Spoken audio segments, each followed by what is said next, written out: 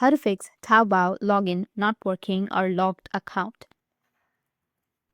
So if you want to fix Taobao login not working or logged account, then what you need to do is you need to just simply go and uninstall and again reinstall the application. Once done, you can go with your account, which will be on the bottom, and then tap on login section. Now here you can continue with your Google, Facebook, email, or any other applications as well. So I'll just simply go with continue with email and then enter your email address and your password and you'll be logged in, right?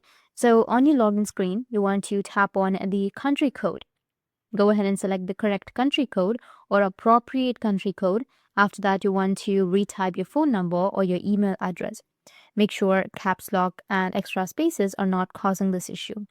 And you can also tap on a forget password to reset via SMS or email. Then try again without switching apps mid-process. If you're still blocked, you want to clear the roadblocks, which means disable any VPN, ad blocker, or SMS filter, and briefly toggle on the airplane mode to refresh your network.